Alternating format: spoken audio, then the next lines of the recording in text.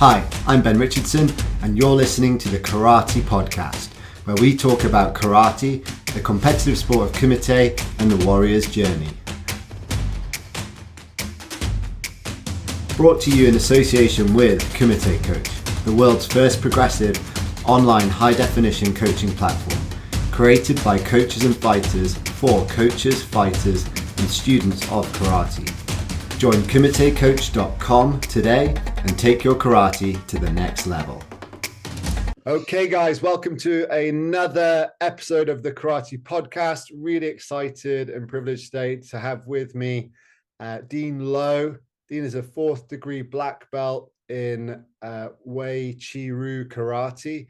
He has been training for 41 years and started his journey, as we'll find out, in the same club as the legendary Otto. He's one of the foremost coaches in the UK, having produced many national and international champions, and is currently the assistant England Kumite coach. So, Dean, thanks very much for being on the podcast today. Sorry about the dog barking. But great to have you with us. Pleasure, total pleasure, Mike. So could you just give us a quick rundown on how you found karate and maybe some of the reasons you decided to stick with it and that sort of led you on to this path? Yeah, it was actually my mum, bless her. My whole family boxed.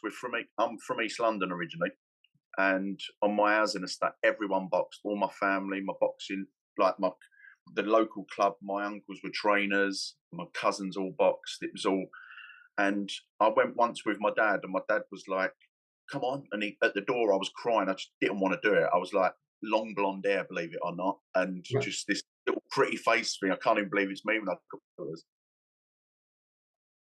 I was terrified, and I ended up walking home because my dad was disappointed I didn't want to go in this boxing club. And then my mum went, "I'll get him into martial arts. He won't get his face damaged." You know, it wasn't like that. It was like, learn him to do something he can study and do it properly. And she walked through the housing estate where we lived, and there was a sign in a hall window saying karate. And that was it. That was the start of it. Terry Daly's club it was in Bow in East London. I was 9, 1980. 1980. So how is that coming from a boxing family to being the first person to now be a karateka? Did that have any ramifications in the family? Because they're very old school. I had a lot of stick, you know, Yeah. and it's funny now because I think back at like the times when my dad and his brothers would get their sons fighting in the lounge with gloves on. Yeah. Me with a wide stance trying to do karate, and them levering me with these big pads, you know. And it's like I've got some stick for it over the years, but now they're all like totally blown away by it, you know, especially with the England thing and all that. And but there was a time I come away from it. Being a teenager, I was about 15, 16, and I've come away from it for about 4 or 5 years. Right. And that's where my life, living in London, took a different turn. So then I come back to it, which coincided with me sorting myself out. I just had a time where I just went off the rails, really, as a London kid, you know. Yeah, that age. Yeah. So, and I think even to now, I feel like I'm indebted to it. You know, I owe it. You know, I owe it so much. I can't emphasize that side of it. Is like when I look at friends of mine, the paths they've taken, some of the things that have, you know, and I still thank karate now, just for everything. You know, it's like, so yeah, no. So I made the right choice for me at that time. Amazing. That's really great to hear. And with your, so as you were growing up and obviously started karate, were there times when you looked at boxing and thought, and you know, had thoughts around the differences or the effectiveness of it, or were you just always a believer that karate had the answers you were looking for? I did end up going into boxing. Mm-hmm.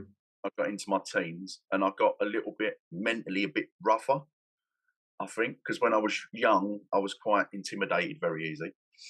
But as I got a little bit I don't know, brave, a bit more sure of myself and all that. Then I went into it and I really enjoyed it.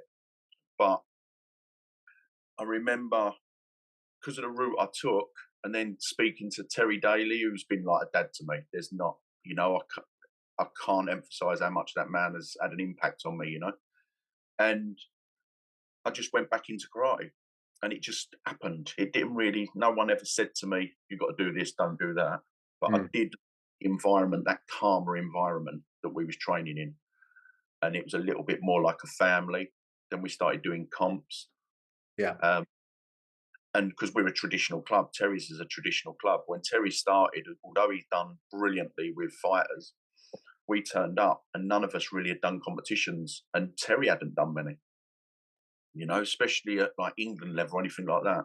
Yeah. So Wayne started to put them on the map. Terry put us on the map, and we went round getting our butts kicked for a while, you know.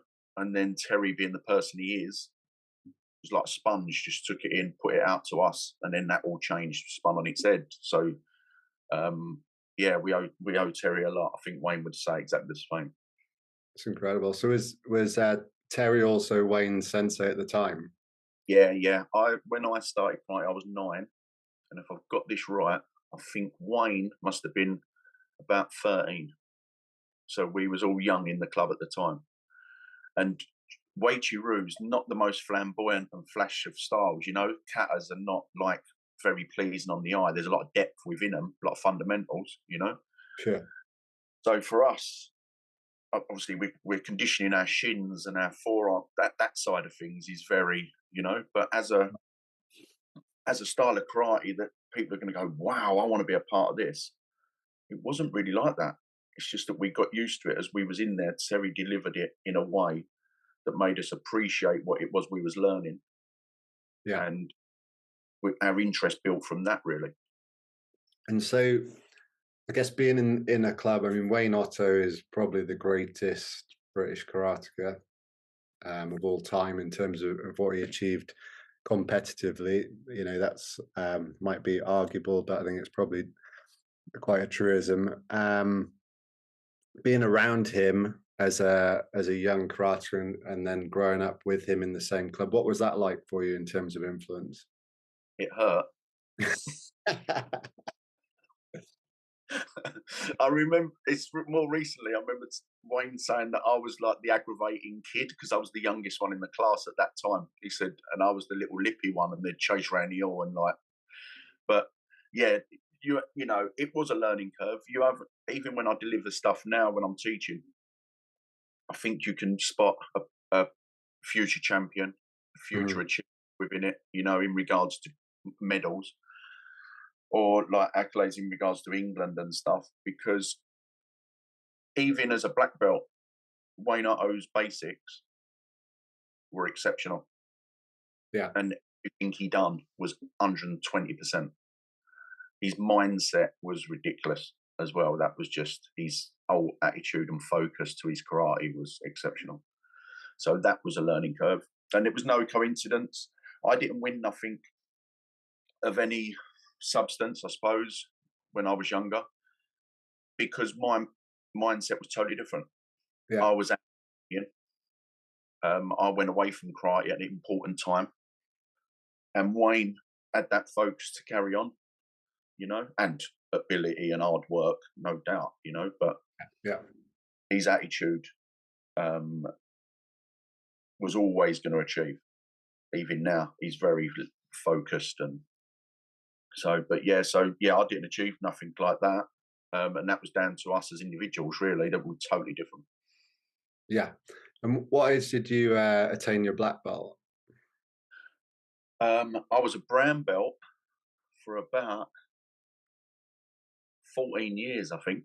Wow, that's So I was a brown, very and then close to the record. That. yeah, yeah. Funny because my brown belt, I've still got it. It's fraying, you know, on the sides when it goes. My Yeah, brown yeah, like that, you know. It's nice. like, so yeah, but I never had a. Terry was the same. I never had this thing to get a belt, get a belt. You Mm. know, we never, and they just happened. You know, even to now with my club, I've got kids at my karate club. They've had the same belt for a year. Yeah. so they're not really obsessed with it either. I think you can get into and then you're up to being disappointed then, if that makes sense, Yeah, So, yeah, I think but that's. yeah, I'm away from grades. And so, as a brown belt, um, what or up to that point, what was it that was holding you in karate? Was it a self-defense aspect? Was it a fitness aspect? Was it the camaraderie? Was it the technical development side of things? What for you personally held you in the sport that long? Well, like I said, when I was younger, it didn't hold me. So, but when I come back, what held me was the route I could have been taking. It was like a focus away. I've got quite an obsessive nature. I'm quite like addictive nature. That's it. Yes. So when I'm doing something, I'm doing it like full on. Sure. So when I come back into it, I'm sure I was about 20, 21 when I come back in. So it might have been about 5, 6 years I was out. It was my thing where I had to do it. It was like a bit like therapy. Yeah. Because I was a completely different person then. And even to now, I cringe, but nothing where I've done anything to anyone innocent or anything like that, but just going into a bar and like a Barney was a part of Just what we done. Yeah, yeah. it was just and that's, God, it's awful. I'd cringe now. Yeah. And at what point did you start to coach? What point did that start to take shape in your martial arts career? Like Terry, it was funny because the thing fighting for England was nothing that really, although I went England training and stuff Yeah. like that early on, it wasn't something that really grabbed me. But I remember saying to Terry at about 12, 13 years old, I'd like my own club. One day I want to have my own club. Yeah. And then to same sort of thing with karate, I moved out of the area, out of East London to Essex when I was 24, 25 for the of gets me away from a lot of stuff that I need to get away from, basically. Sure.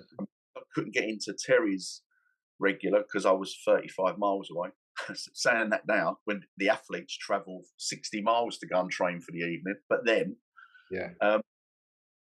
yeah, I just thought I'm going to open my own club local, and I had a few friends go to me who were adults with me, like 24, 25. Why don't you open a karate club here? So there was us lot doing San Chin Kata, 5 of us, like all older, in Yeah. Benfleet first. And then a few more adults joined. And then when my son got to 5, 6 years old to do karate, I'd done a little class for him and a few of his mates, and then that grew. Yeah. So my club's been open now about 25 years, 24 years. That's fantastic. Yeah. So I was 25 when I opened it. So yeah. So over that time period, what are there any sort of major changes that you have implemented in terms of your coaching style, or what process do you now take your athletes through that maybe didn't exist when you first started out? It's massively different. I think society is different. I think I've got more experience and Yeah. realise it makes people tick. I have often now have my students say to me, "Oh, Dane, you've got so soft." When we was at you was, and I was like, yeah. I think I've learned that some kids need a hug, some kids need a Yeah. kick up the backside. Yeah. Yeah, there's kids are different, and I think that's the bit of. And also, I think early days, I wanted them to achieve, and if I'm totally honest, maybe I wanted them to achieve for me. Yeah. Where now they don't have to achieve for me. I don't. Then I do what I do. I think you can see it in some young instructors, or even some instructors anyway. They've got so obsessed with them putting their students, putting them on the map. Yeah. And I Yeah. don't think. Yeah, I think that was a bit of me just being inexperienced. Yeah, I think often you see coaches living through their students, trying to, you know, achieve what they didn't or relive what they did, and Yeah, it's often quite cringeworthy when you're on the sideline reading into that, particularly because it's often a negative thing. It's not often you see yeah, it. no, That's great. and it's Yeah. the same different, Ben, is it? You know, like when we'll all see it in parents. Yes. You know, and I've been my son fought for England, and he was good. He won championships and all that. So, and I was that early instructor. And there's a little bit of me nips now. I'm totally honest. You'll get that from me. There's a bit now. I think why he doesn't do karate now Yeah. because I was that pushy, excuse making. You know, if he had a bad day, I was like, yeah, he's battered a bad ankle. You know, just putting it like, and the pressure I put on him. And I think as soon as you're on the mat, and I think what I've done as I've got older, the more I shout on the mat, Mm. if I have a little bit of a disagreement with a coach or a referee, I don't feel the pressure. The fighter feels the pressure, Yeah. and it just piles it all in on them. And a lot of time you're talking about youngsters, you know. So for me to ever go to a referee, I've already made my student's next fight even harder because the referee is human behaviour. You think, and you go points the other way. But I've seen it. Do you know what I mean? And right, Yeah. wrong or right, it's what happens. They don't want you round there for 4 rounds of competing. Absolutely. Yeah. Yeah. Absolutely. And I can completely empathise with the coaching side of things. My dad was very pushy on the football side of things. I remember getting to 14 or 15, just saying I'm not doing it anymore. You know, and it was funny because I think it was just before lockdown. You know, this is what 30 years later. We're driving through town and we stopped at the traffic lights. And my dad just turned to me and he said, "Son, really sorry about the football." And it was just out of the blue. Yeah. And I thought, what are you talking about, Dad? And I think because we all learn, don't we? Do you know what I mean? Even us as dads, you know, I remember like I'm 51 now, but I remember like I've actually had a conversation with my son. Mm, You know, I've actually had a who was it? It might have been Natalie Williams. I yeah. think because Natalie Williams coached my a few of my students at the European Championships in Serbia, and that would Mhm, have been 2011. And she was a part of the England coaching for youngsters, you know. yeah. And I remember just saying, yeah, I think I was too pushy with Jack. That's why he doesn't do it now, Yeah.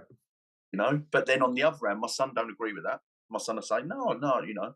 He said, but that, and he'll say, but I'm focused now for work. What he's like now, he's very successful with his job, Yeah. and he a lot of it down to karate, having that focus, discipline, and a commitment to something. Yeah. Fantastic. But I still ask myself questions, but I always do. You know, I always do. So as a coach, you obviously, like you said, you have to play to different personalities, understand different motivations for athletes. But is there do you have a process um, that you would take an athlete through in helping them develop, maybe towards well any competition, but possibly it's more focused at a higher level of competition?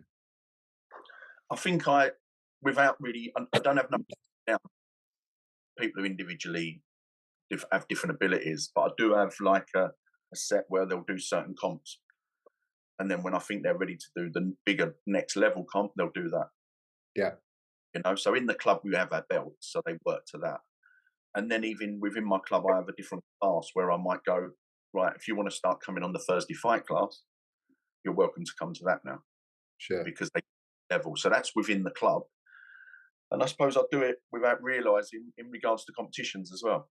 You know, I think the big thing is what's really hard is you might have people at your club that are of a certain level, like a decent level, for instance, doing the youth K1s.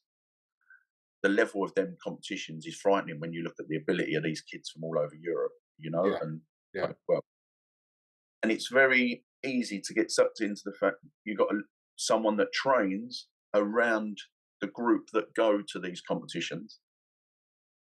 The parent wants them to go. Yeah. They're at their depth, yet they go. Hmm.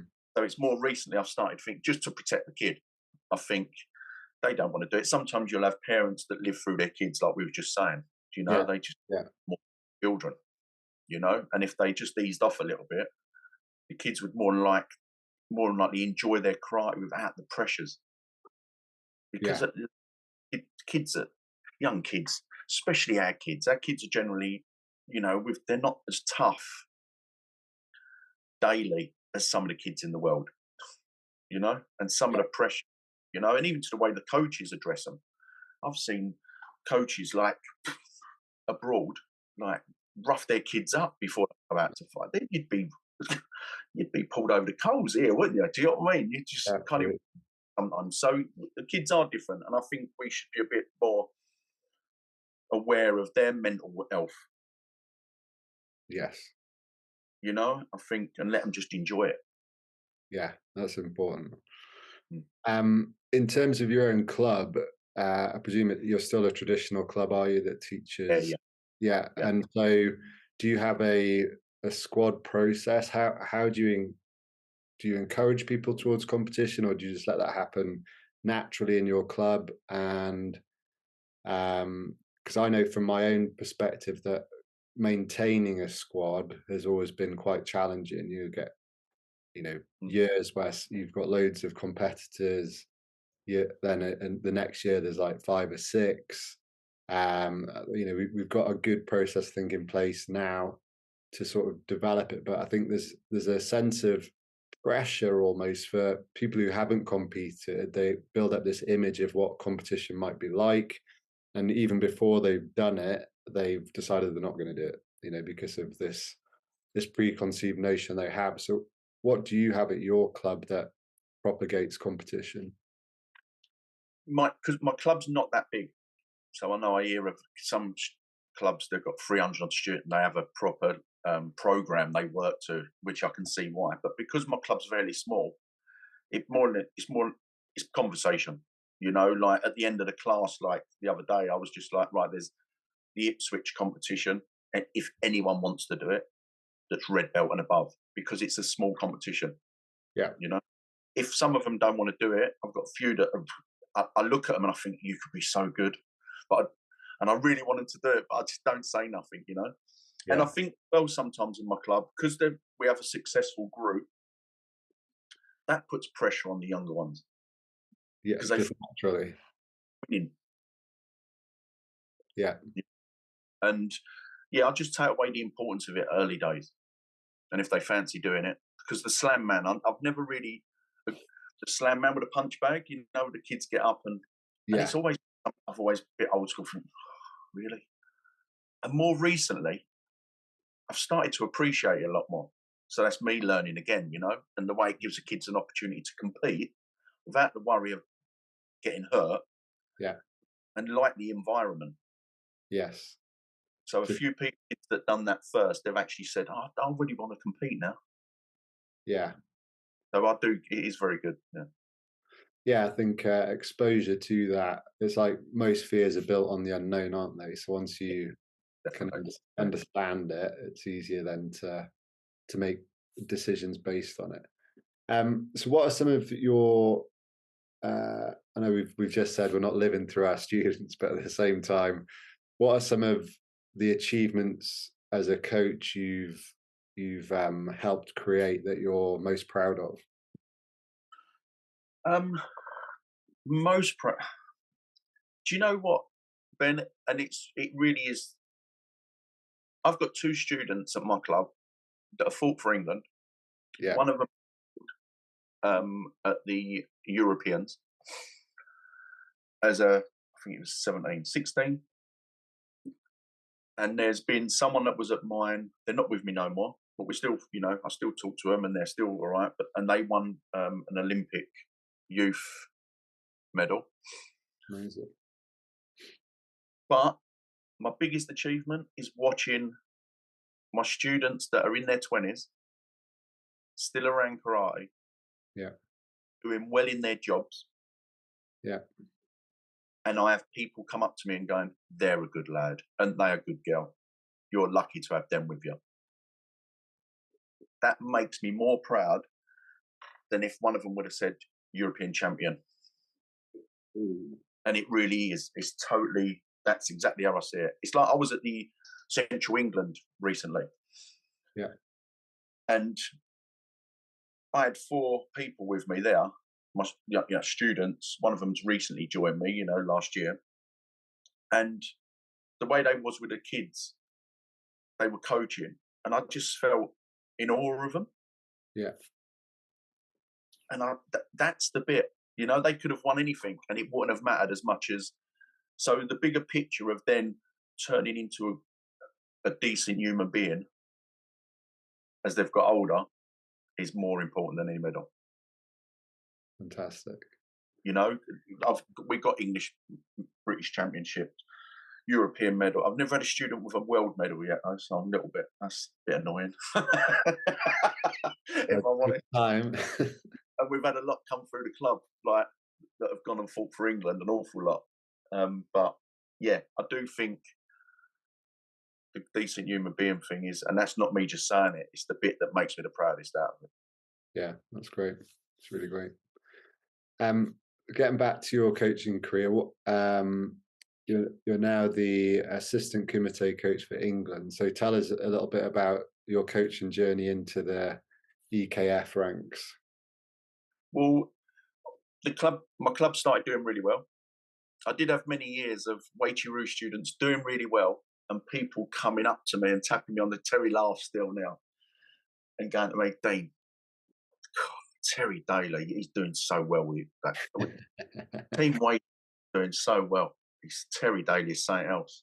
And I remember thinking, they're mine. They're with me. Yeah, so more recently, like, obviously we took up the posts pre-COVID. Yeah. We didn't have many. We had a few sessions and a trip.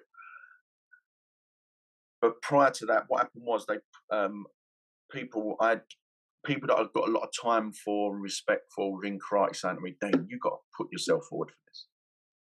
Why are you not a part of a regional coach or something like that? And the reason why, I had this thing that a regional coach, I thought it should always be a development process. Yeah. Yeah. But when I was offered it a few times, I said, so what does the regional process do? It's different now. I said, so what's your responsibility? What do you have to teach and put over, Oh, no, you just do what you like. And I was like, has that a progress to the A squad? Yeah. I said, the head coaches tell you what you got to do or what he wants from people growing up and moving forward. Yeah. Oh, no. And because I thought, I don't get that. I really didn't get it. So I never went for it, Yeah. And I had people like Wayne, Terry, a few people saying to me when the assistant coaches posts come out, why are you not doing it? I don't understand it. And I think there was a confidence within me that wasn't that great in regards to, I've not won a world title. I've always had this thing, all the England coaches have been brilliant coaches. Willie Thomas, Paul Newby, Wayne Otto, Tiki Donovan. Yeah. Yeah. And then there's me that's not won nothing. All right, I've got a successful club and I've produced fighters, and then people going, no, it's bigger than that. So I went and applied for it. And I really wanted the opportunity to work with Junior Lowe. Yeah. Because I know how good and how rated throughout the world he is. So that was another learning curve for me. Yeah. So I put it and I end up getting it. Fantastic. It's been really good. With me, Satinder, now Jury, is the coach as well, and he's brilliant. We bring different stuff to the table. We still clashed. Me and Sack clashed at the weekend with our fighters on the mat. Really clashed. We didn't actually clash, but I know people come up to Sat and went, you had a falling out with Dean, you know, so our fire's still there for we'd have our students back, you know, it's like, Sure. but we are a close team. The England group of coaches is very close. That's great. We've got a lot of trust in each other. Yeah. I think the squad have done well in recent years, more than they have done for a long time. You know? No, they're looking great, actually. Yeah, fantastic. Yeah, so, and they're very young. I think that's another thing that people forget. They're very young. Yeah. You know, we had good fighters before, but like a lot of them were up against it. I didn't have, you know, Carla Burkitt, for instance. Some of the stuff you know, she's with me now at my club. And we've had some brilliant athletes. Alton Brown, Natalie Williams, Carla, Amelia, Joe Kellaway, you know, all these people that have just missed out. And I think it's been because of outside rather than inside. Yeah. You know, funding, money, you know, it's really hard, you know. Yeah, absolutely. Absolutely. But if we can keep them in karate, that's important. And Jordan Thomas, I've got Jordan Thomas, the world champion, you know. Yeah, so yeah, we have, I don't think we're too far behind in regards to the athletes. Mm-hmm. I think we're quite a way off in regards to the support network around them. Yes, I get that feeling after interviewing lots of people you know, on the podcast that is one of the things that's holding us back as a nation.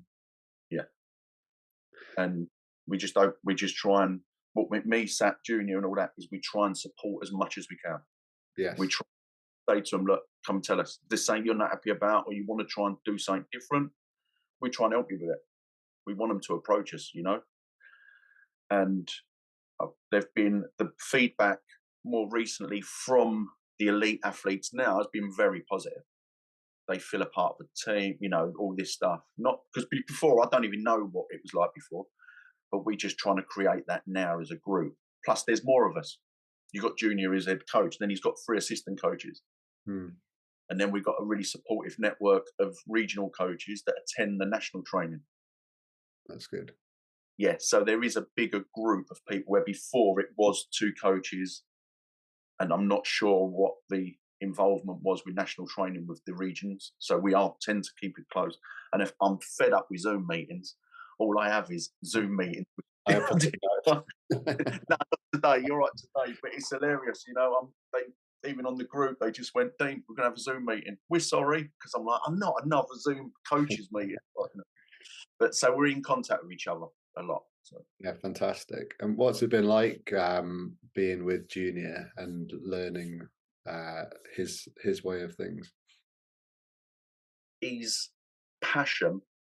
I remember because a few people said, yeah, you know, he's from Belgium and the England coach, you know, and all this. A bit like football, isn't it? It's been in the past. Yeah, it's But he's such a professional. He's such a professional. He's coached an England fighter against his own student fighting for Belgium and beat his student. You know?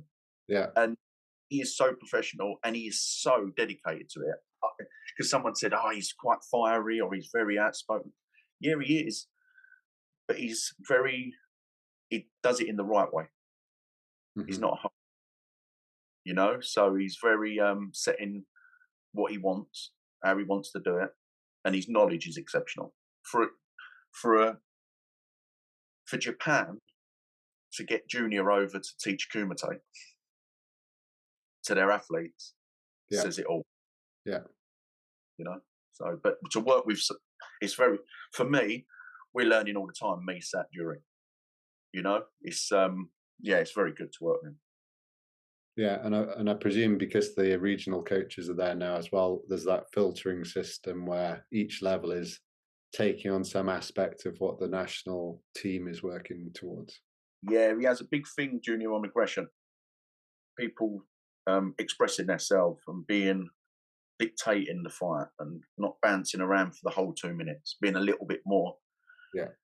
And that's being fed through to us by the people that come down to us that get so the region will select athletes they want to put forward for national training, for assessment. That's how it recently was. And we're noticing it when they come to us, they're ready. Yeah. and they've got a little bit of menace in them, if that makes sense, you know. Yeah, So absolutely.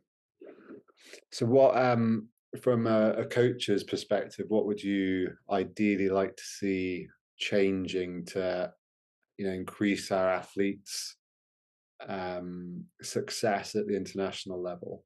What things could be added to the current setup? What, if you had a magic wand you could wave it, what would you see occur or add to the current setup? funded, definitely. I think our students need to be fighting abroad, Yeah, and that's not cheap, you know. We have set up a new system now where you don't have a selection day. You know, like say for instance, me and you are the top fighters in our weight category. sure. Selection day, me and you will fight each other, and the winner goes. Yeah, It's not done like that now.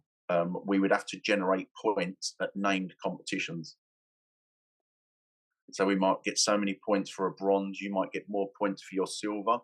yeah, And then the next comp that's on the list, we have to, and then it's taken from the highest point. sure. Now, some of them are competitions abroad, you know, so, but it's not cheap. But then no elite sport is cheap. But the problem with us, we're not funded. It's, you know, so it's always on the parents. Or so I think funding, even to the point of getting squad list out earlier, so the bookings get done earlier, so they're cheaper. When, you know, because I know my son fought for England Malaysia 2011, and I remember our bill was £1,600. Wow. But it has changed because I remember them paying £5 for an England badge. Yeah. You know, so they don't do that now, and they get yeah. So yeah, and I had to buy the tracksuit, the hoodies, the polo shirt because I have to wear all the stuff, and we had to buy that. Then I had to get a flight to go there Yeah, to watch. You know, so it's not that bad now because they do try and do something. They don't pay for none of the tracksuits. They don't, rightly so. Yeah, yes. you find them. Yeah, we make it sound like that's amazing, but that's the least we could be doing at the minute. I know there is some funding for certain athletes with the capability to win medals. You know, like the higher ranked fighters, they get a bit of funding support, but I don't get involved in that side of it. I don't even know how much some of them got. So, but yeah, the funding is massive. I think massive. Yeah. And what are some of the goals that you have for your coaching over the next year? In regards to club, Yeah, continue how we are. Really, continue how we are. My group do me proud all the time. You know, just continue how we are. Sometimes you'll have good days, bad days. I try not to over big up the events, and I try not to, you know, so someone gets a British gold, brilliant, well done. That's it. And then when they get beat in the first or second round, never mind, we move on. mm-hmm. So I try not to over celebrate, and I try not to get too disappointed. So keep that going the same. I'd like to get students from my club to medal for England. Yeah, because I had Vadam, but not for a while now. And also for England as an England coach to continue what we're doing and keep adding to what we're doing. Yeah. Now at the Junior Europeans we got 4 medals. Recently at the Junior Worlds we got 1. Mm-hmm. Fantastic. Now I actually thought because the coaches have a little discussion beforehand, and I was like 3 medals. They laughed at me at the Europeans, not laughed at me, but when I said 4, they was like, wow, yeah. I went, yeah, 4. We got 4. And for the Worlds, I put 3, but we got only one. But it was saying that like it's not nothing. But yeah, to keep adding, keep improving, moving forward. You know, it's not going to happen overnight, but we have got some talent here. We've got talented coaches in England. You know, we've got a load that come from Paul's club, lads that are on the squad, and they're brilliant to work with. You can pick students and more or less pick their coaches. You know their coaches are just because of the way they are. Paul's students are tough. They're like very good, but they're tough lads, and that's always work with. You know, it's like, but yeah, to move forward with them really and give them their best opportunity. Yes, yeah, it'd be fantastic to see that. Yeah, Dean, thanks so much for being on the podcast. I've really enjoyed meeting you and talking to you, and it's great to hear the positive things that are coming out of the England camp as well. And I wish you every success with both that and your club for the future. Thanks, Ben. Loved it, enjoyed it. It's good. It's good. Thanks. It's brilliant what you're doing as well. It's because me and Sat, like we log on and we're like, who's he got this? You know, we're watching. It's like it's good. That's good to know. Yeah. Well, and we phone them after and we go, what was you saying now? You know. Oh no, it's all good. Really good. Good to hear, mate. Thank you. Thanks very much. Appreciate it. Oh,